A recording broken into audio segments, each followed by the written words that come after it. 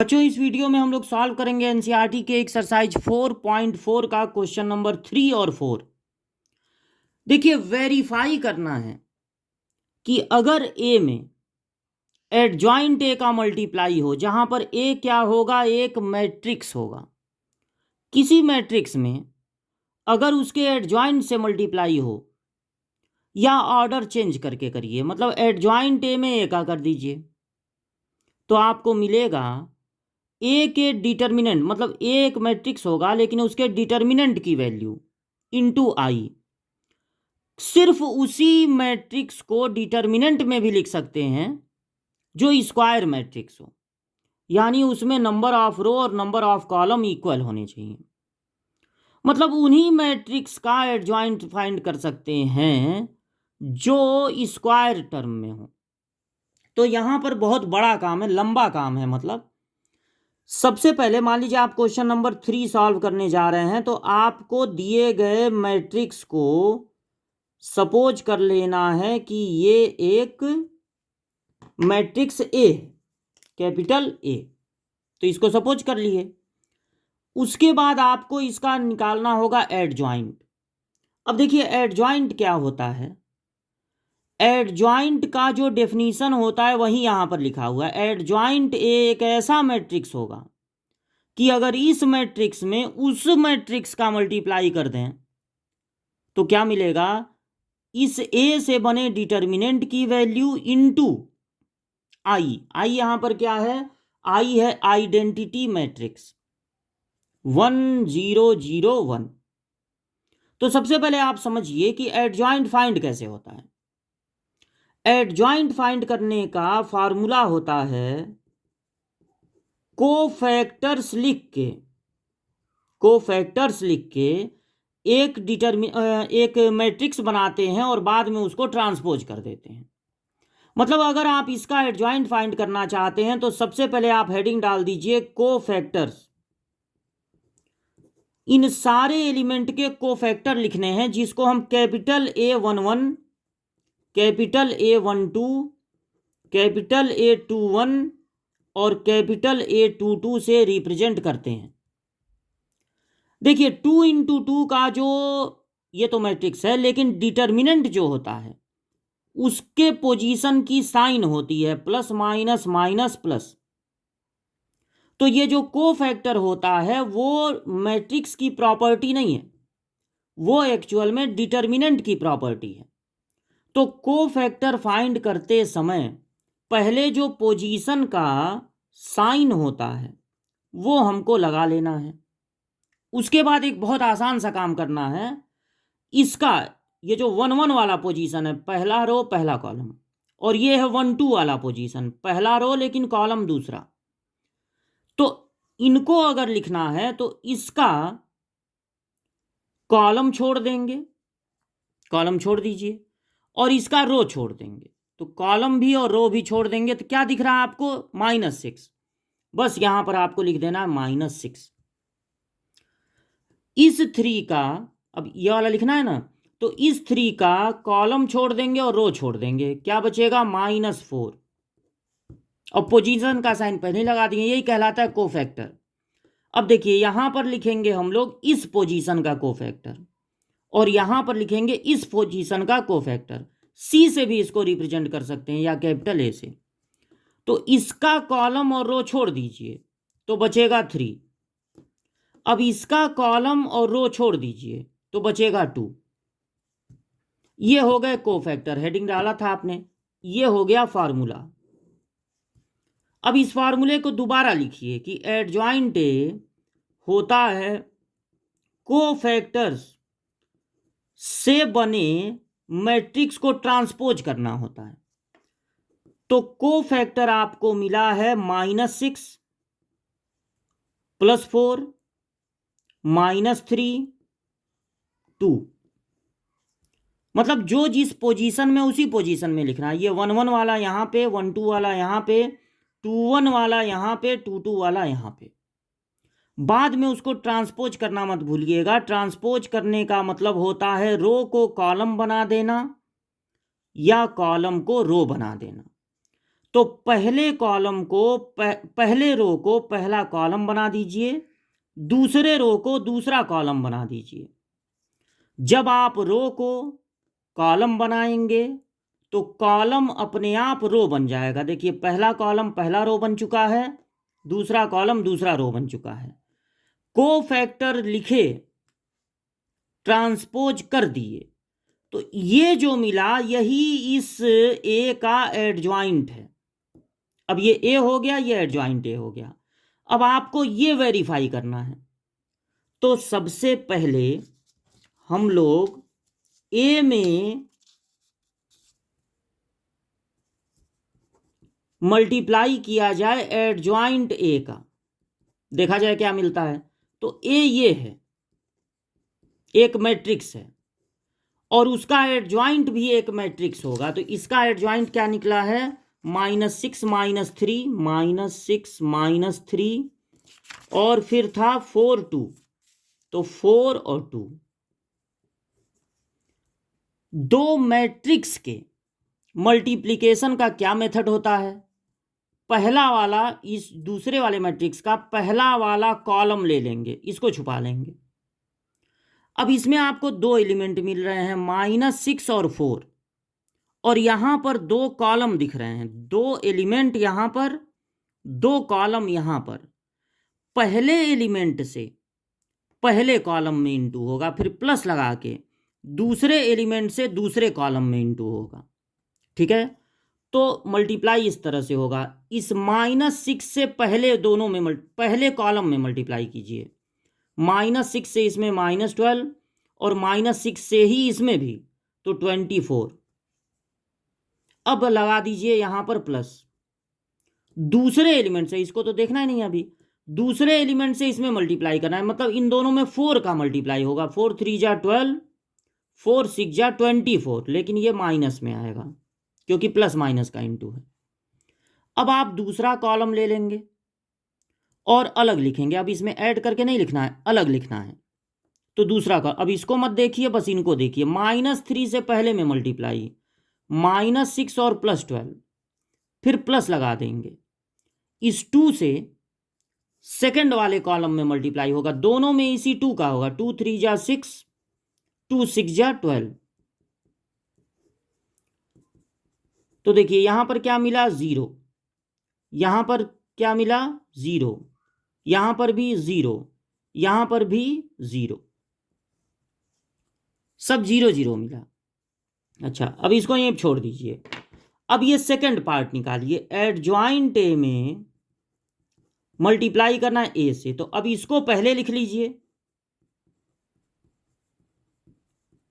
और इसको उसके बाद।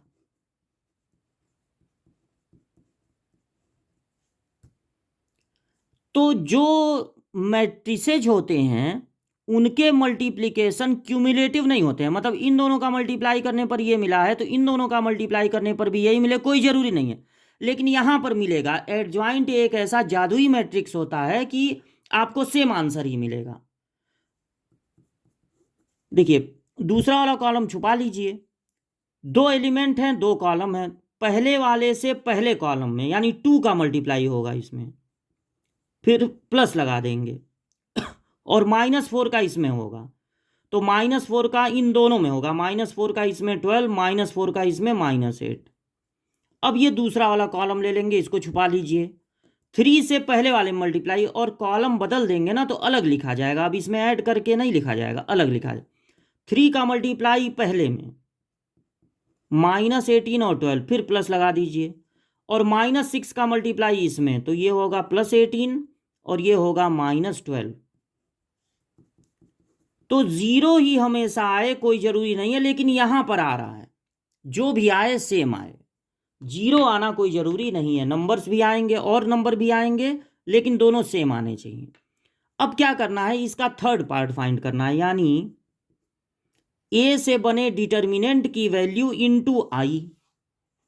तो देखिए ए से, यही ए है, जो डिटर्मिनेंट बनेगा उसमें भी यही एलिमेंट रहेंगे, बस ये सिंबल बदल जाएगा।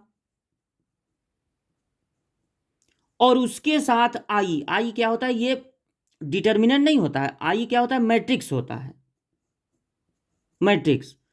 यहां पर 2 × 2 का, ए क्या है, 2 × 2 का, तो जो आइडेंटिटी मैट्रिक्स होगा वो 2 × 2 का होगा, 1 0 0 1। आइडेंटिटी मैट्रिक्स वो होता है जिसमें प्रिंसिपल डायगोनल के सारे एलिमेंट 1 होते हैं और बाकी एलिमेंट 0 होते हैं। 2 × 2 के डिटर्मिनेंट की वैल्यू कैसे निकलेगी, क्रॉस मल्टीप्लाई से। पहले इन दोनों का मल्टीप्लाई -12, फिर अपने तरफ से माइनस लगा देंगे, इन दोनों का मल्टीप्लाई भी होगा -12, तो माइनस माइनस हो जाएगा प्लस, 1 0 0 1। अब चूंकि बाहर 0 आ गया है, यहां पर 1 रहेगा, ये 1।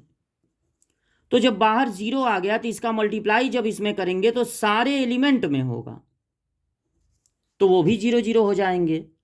इसका मतलब वेरीफाई हो गया कि ये प्रोडक्ट और ये प्रोडक्ट तीनों आपस में इक्वल है।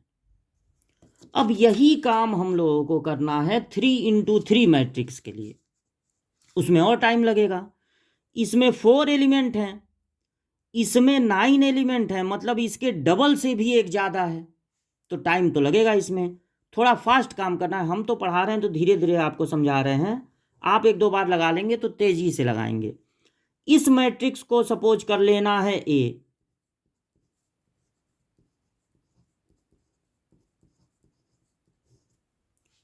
फिर इसका एडजॉइंट फाइंड करना है, इसलिए फाइंड करना होगा कोफैक्टर्स। इसका कोफैक्टर A11 कैपिटल है, इसका कोफैक्टर A12, इसका कोफैक्टर A13। जो 3 × 3 का मैट्रिक्स नहीं, डिटर्मिनेंट होता है, क्योंकि कोफैक्टर किसकी प्रॉपर्टी होती है, डिटर्मिनेंट की। इन्हीं एलिमेंट से, जिन एलिमेंट से एक स्क्वायर मैट्रिक्स बना है, उन्हीं एलिमेंट से डिटर्मिनेंट भी बन सकता है। तो 3 × 3 के डिटर्मिनेंट का साइन कुछ इस तरह से होता है।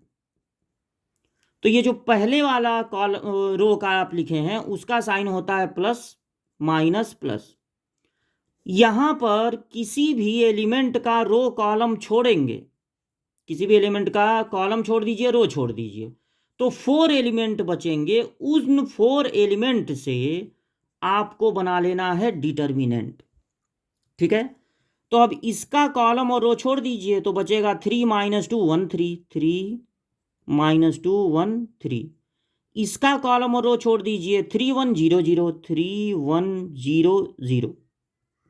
अब 2 × 2 के डिटर्मिनेंट की वैल्यू निकलती है क्रॉस मल्टीप्लाई से, तो इनका मल्टीप्लाई 0, फिर माइनस लगा देंगे, इनका मल्टीप्लाई भी 0। इनको अलग अलग करने के लिए ऐसे बना दे रहे हैं ताकि ये दूर दूर दिखें। माइनस है तो ब्रैकेट लगा लीजिए, इनका मल्टीप्लाई 9, फिर माइनस लगा देंगे, इनका मल्टीप्लाई -2,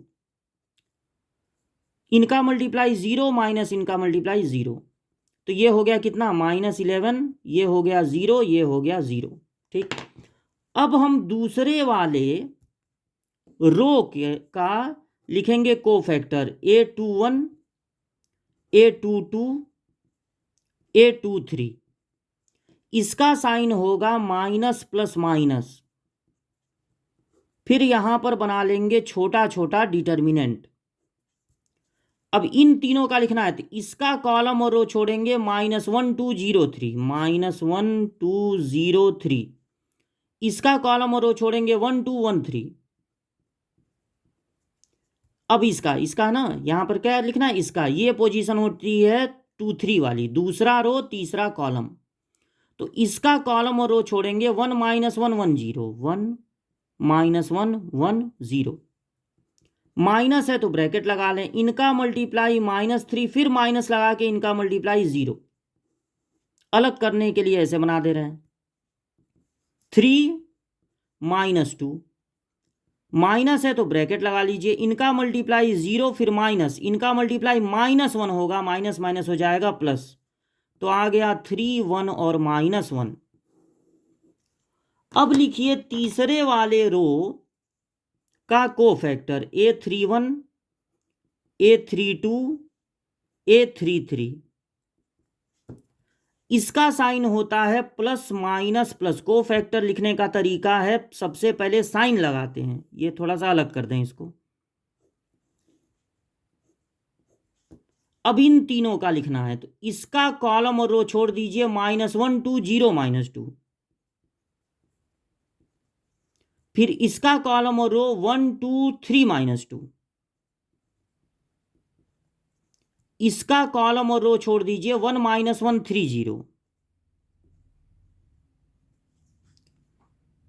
ठीक है, अब प्लस है तो ब्रैकेट लगाने की जरूरत है नहीं। इनका मल्टीप्लाई 2, इनका माइनस लगा के इनका मल्टीप्लाई 0।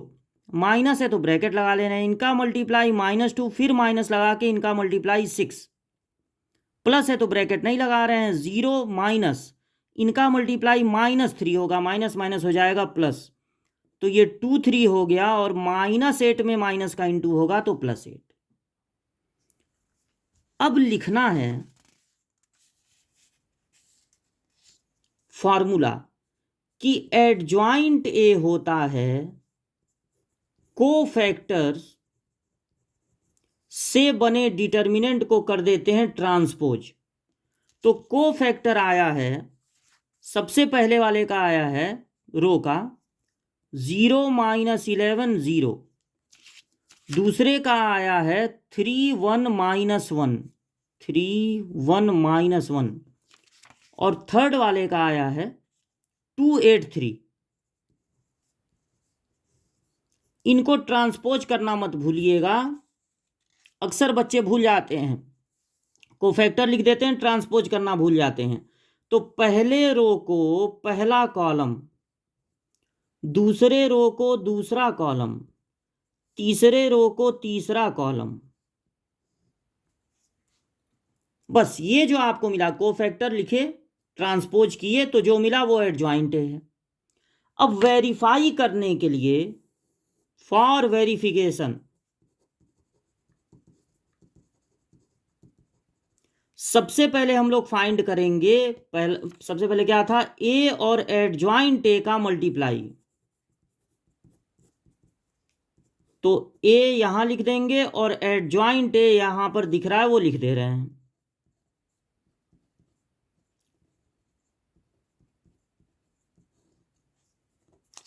अब ए है हम लोगों का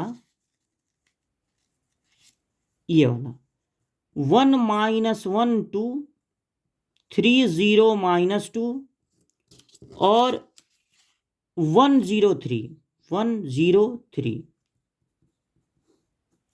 अब मल्टीप्लाई करने का तरीका होगा, पहला कॉलम ले लेंगे सेकंड वाले मैट्रिक्स का, इसमें हमको दिख रहे हैं 3 एलिमेंट और यहां पर 3 कॉलम दिख रहे हैं। तो पहले एलिमेंट से पहले कॉलम में इंटू होगा, इन सब में 0 का इंटू होगा, फिर प्लस लगा देंगे। दूसरे एलिमेंट से दूसरे कॉलम में तो ये 11 होगा, क्योंकि माइनस माइनस का इंटू प्लस हो जाएगा, ये दोनों 0 ही रहेंगे। और इससे तीसरे में प्लस लगा के अब दूसरा कॉलम लेंगे और अलग लिखेंगे, अब प्लस करके नहीं लिखेंगे। तो पहले एलिमेंट से पहले में यानी कि 3 9 3 प्लस लगा दीजिए। सेकंड एलिमेंट से सेकंड में यानी -1 0 0, थर्ड फिर प्लस लगा दीजिए। थर्ड एलिमेंट से थर्ड में यानी -2 + 2 -3। अब अलग लिखेंगे क्योंकि अब तीसरा कॉलम ले लेंगे 2 से पहले में, तो हो जाएगा 2 6 2 प्लस लगा दीजिए। 8 से दूसरे में -8 0 0 फिर प्लस लगा दीजिए। 3 से तीसरे में 3 2 जा 6 -6 और 9, तो आपको मिला 11। यहां देखिए +3 और ये -3 0, +8 -8 ये सब 0, ये सब भी 0। यहां पर 9 और 2 11, यहां पे मिला 0, यहां पर +6 -6 0 और यहां पर 11। ये मिला ए और एडजॉइंट ए का मल्टीप्लाई। अब हम क्या करेंगे, ये सेकंड वाला पार्ट निकालेंगे, ये सेकंड पार्ट, यानी एडजॉइंट ए में अब ए का मल्टीप्लाई करेंगे। तो एडजॉइंट ए है 032 माइनस 11 180 माइनस 13 1 माइनस 12 30 माइनस 2 103। तो अब इनका मल्टीप्लाई किया जाए, देखिए इस तरह पहला कॉलम ले लेंगे 1 से पहले में, फिर प्लस लगा देंगे, 3 से दूसरे में, 3 3 जा 9, 3 1 जा 3 और माइनस 3 प्लस लगा देंगे, थर्ड से थर्ड में 2 8 3 क्योंकि 1 का मल्टीप्लाई है। अब दूसरा कॉलम लेंगे, अलग लिखेंगे, -1 से पहले में 0 11 0 प्लस 11 हो गया ना क्योंकि -1 का, सेकंड से सेकंड में 0 0 0, थर्ड से थर्ड में ये भी 0 0 0। अब तीसरा वाला कॉलम लेंगे और अलग लिखेंगे, इसमें ऐड करके नहीं, 2 से पहले में 0 -22 0, फिर प्लस लगा देंगे, -2 से दूसरे में -6 -2 और +2, फिर प्लस थर्ड वाले से थर्ड वाले कॉलम में तो 6 और 3 8 जा 24 और 3 3 जा 9। तो ये आपका आया 11, ये 0 हो गया, ये 0 ये 0 ये 11 ये 0, ये भी देखिए 0 हो गया, ये भी देखिए -22 और -2 होगा -24 और +24, यानी 0 हो गया, ये हो गया 11। ये दोनों तो इक्वल आ गए, यही आया था, आपको याद होगा। अब हम क्या करेंगे, इस थर्ड पार्ट को निकालने के लिए पहले ए के डिटर्मिनेंट की वैल्यू निकाल लीजिए। तो ए जो कि ये है,